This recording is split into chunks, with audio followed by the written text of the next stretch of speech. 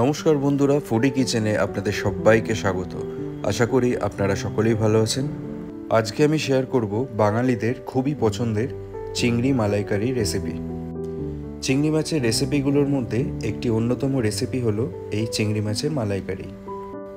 তো চলুন দেখে নেওয়া যাক নারকেলের দুধ ব্যবহার না করেই কিভাবে এই মালাইকারি আপনারা বাড়িতেই খুবই সহজে বানিয়ে ফেলতে পারবেন। এই মালাইকারি বানানোর জন্য আমরা নিয়ে নিয়েছি 500 গ্রাম ওজনের বাগদা চিংড়ি। চিংড়ি মাছগুলো একটু বড় বড় সাইজ দেখেই আমরা নিয়েছি। মাছের সাইজগুলো বড় হলে মালাইকারির টেক্সচারটাও অনেক ভালো আসবে। প্রথমে একটা মিক্সার গ্রাইন্ডারে নিয়ে নিন 1 টেবিল স্পুন পরিমাণ কালো সর্ষে, 1 টেবিল স্পুন পরিমাণ পোস্তদানা আর 1 টেবিল স্পুন পরিমাণ সাদা সর্ষে। সাথে দিয়ে দিন 4টে কাঁচা লঙ্কা আর হাফ কাপ পরিমাণ উষ্ণ গরম জল। এবারে এটাকে 15 থেকে 20 মিনিট ভিজিয়ে রাখুন আর 20 মিনিট বাদে এটার একটা পেস্ট বানিয়ে ফেলুন। এদিকে আমরা চিংড়ি মাছটা ছাড়িয়ে নিয়েছি। চিংড়ি মাছের পেটের দিকের খোলাটা ছাড়ালেই হবে, লেজের দিকের খোলাটা রেখে দিলে কোনো অসুবিধা নেই। খোলাটা ছাড়িয়ে চিংড়ি মাছগুলো ভালো করে ধুয়ে নেবেন। এবারে এই চিংড়ি মাছে মিশিয়ে দিন 1 চা চামচ পরিমাণ লবণ, সাথে 1 চা চামচ পরিমাণ হলুদ। এই লবণ আর হলুদ চিংড়ি মাছের সাথে ভালোভাবে মাখিয়ে নিন।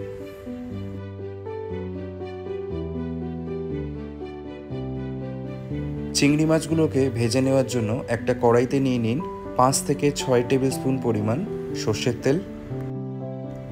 তেলটাকে মিডিয়াম টু হাই ফ্লেমে প্রথমে ভালো মতো গরম করে নিন।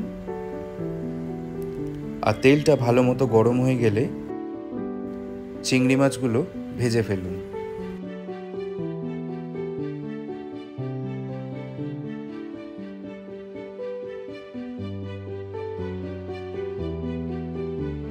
চিংড়ি মাছগুলোকে মিডিয়াম ফ্লেমে ভেজে নিতে হবে, খুব বেশি ভাজার দরকার নেই, 2 থেকে 3 মিনিট ভেজে নিলেই হবে।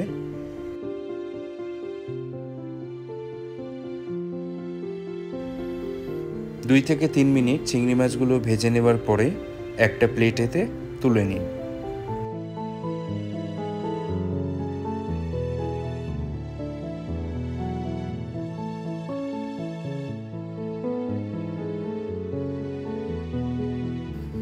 এবারে ওই একই কড়াইতে মিশিয়ে দিন আরও 3 থেকে 4 টেবিল স্পুন সর্ষের তেল। তেলটাকে খানিকটা গরম করে নিয়ে 2টো মিডিয়াম সাইজের কেটে রাখা আলু ভেজে ফেলুন। চিংড়ি মাছের মালাইকারিতে আলুর ব্যবহার সাধারণত দেখা যায় না, কিন্তু একবার করেই দেখুন, মালাইকারির মধ্যে একটা সম্পূর্ণ অন্যরকম মাত্রা এনে দেবে। এবারে আলুর মধ্যে মিশিয়ে দিন 1 চা চামচ পরিমাণ লবণ আর হলুদ। এবারে মিডিয়াম টু হাই ফ্লেমে আলুটা নেড়ে চেড়ে ভালোভাবে ভেজে নিন মিনিট 2। 2 মিনিট বাদে মিশিয়ে দিন 1 চা চামচ পরিমাণ ধনে গুঁড়ো, 1 চা চামচ জিরে গুঁড়ো, সামান্য লবণ, 1 চা চামচ পরিমাণ হলুদ আর 1 চা চামচ পরিমাণ চিনি। সাথে মিশিয়ে দিন 2 টেবিল স্পুন পরিমাণ টমেটো সস। আমরা এখানে হোমমেড টমেটো সসটাই ব্যবহার করেছি, যেটা রেসিপি আমাদের চ্যানেলেই আপলোড করা আছে।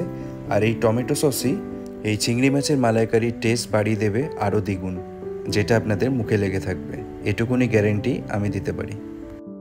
এবার এই মশলাগুলো যাতে কড়াইতে লেগে না যায় তার জন্য 1/4 কাপ পরিমাণ জল দিয়ে ভালোভাবে কষিয়ে ফেলুন।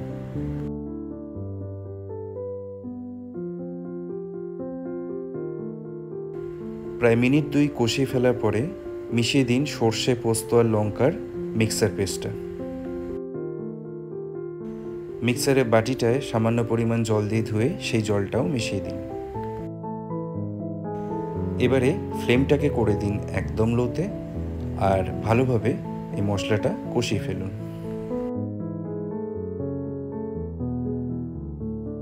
লো ফ্লেমেই 2 থেকে 3 মিনিট মশলাটা কষানোর পরে মিশিয়ে দিন 1 কাপ পরিমাণ দুধ। আমরা কিন্তু এখানে just normal full fat milk ব্যবহার করেছি। নারকেলের দুধ ব্যবহার করার কোনো রকম ঝামেলার দরকার নেই। দুধটা মেশানোর পরে ফ্লেমটা মিডিয়ামে রেখে ঠিক 1 মিনিট বাদে ভেজে রাখা চিংড়ি মাছগুলো মিশিয়ে দিন। এবারে খুন্তি দিয়ে এই মালাইকারি গ্রেভির সাথে চিংড়ি মাছগুলো ভালোভাবে মিশিয়ে দিন আর মিডিয়াম ফ্লেমেই এটা ঢেকে রাখুন 4 থেকে 5 মিনিটের জন্য। 5 মিনিট বাদে ঢাকনাটা খুলে দিন। মিশিয়ে দিন 1 চা চামচ পরিমাণ গরম মশলা, সাথে 2 টেবিল স্পুন পরিমাণ কাঁচা সর্ষের তেল। এই কাঁচা সর্ষের তেলের ফ্লেভার কিন্তু চিংড়ি মালাইকারিতে একটা আলাদাই মাত্রা এনে দেয়। এবারে মিশিয়ে দিন 4টে স্লাইস করে কাটা কাঁচা লঙ্কা আর কিছু পরিমাণ ধনেপাতা কুচি। এই সমস্ত কিছু একবার নেড়ে চেড়ে ভালোভাবে মিশিয়ে নিন।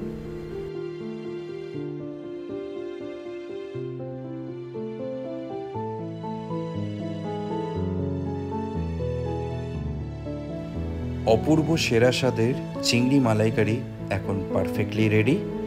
এবার এটা সার্ভ করে নিন গরম গরম ভাতের সাথে আর আমাকে কমেন্ট বক্সে কমেন্ট করে জাস্ট জানান কীরকম খেলেন। তো বন্ধুরা, আশা করছি চিংড়ি মাছের মালাইকারির এই সহজ রেসিপিটা আপনাদের বুঝতে কোনো রকম অসুবিধা হয়নি। আমাদের এই রেসিপিটা যদি আপনাদের ভালো লাগে তাহলে অবশ্যই একটা লাইক করে আমাদের ভিডিওটাকে শেয়ার করে দেবেন। আর যদি আমাদের চ্যানেলটা সাবস্ক্রাইব না করা থাকে তাহলে অবশ্যই সাবস্ক্রাইব করে দেবেন। আজকে তাহলে এ পর্যন্তই। আবার আপনাদের সাথে দেখা হবে পরবর্তী ভিডিওতে নতুন আর একটা রেসিপির সাথে। ভালো থাকবেন, সুস্থ থাকবেন।